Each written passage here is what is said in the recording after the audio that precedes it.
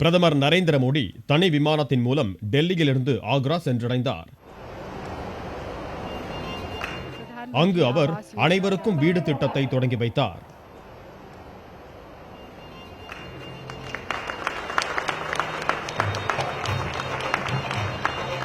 அதைத் தொடர்ந்து பொதுக்கூட்டம் ஒன்றில் பேசிய அவர், தேர்தலின் போது பாஜக அளித்த உறுதிமொழிகள் அனைத்தையும் மத்திய அரசு நிறைவேற்றி வருவதாக குறிப்பிட்டார்.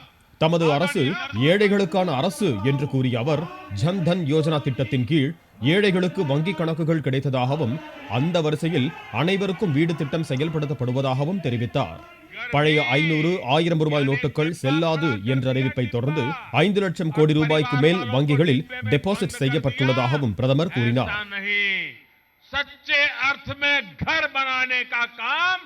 அரசின் முடிவை ஏழை மக்கள் பல்வேறு சிரமங்களுக்கு இடையிலும் வரவேற்பதாகவும் மோடி தெரிவித்தார். மத்திய அரசின் நடவடிக்கை மூலம் கருப்பு பணத்தை பதுக்கியவர்களுக்கு மிக பெரிய தண்டனை அளிக்கப்பட்டுள்ளதாகவும் பிரதமர் மோடி குறிப்பிட்டார். நேர்மையான குடிமக்களை பாதுகாக்க வேண்டியது அரசின் கடமை என்று தெரிவித்த அவர், பயங்கரவாதிகளுக்கு சென்று கொண்டிருந்த கருப்பு பணம் தடுக்கப்பட்டுள்ளதாகவும் கூறினார். தாம் ஏற்கனவே கூறியவாறு பண பரிவர்த்தனை சீராக இன்னும் 50 நாட்கள் ஆகும் என்றும் அதுவரை பொறுத்துக் கொள்ளுமாறும் பிரதமர் மோடி கேட்டுக்கொண்டார்.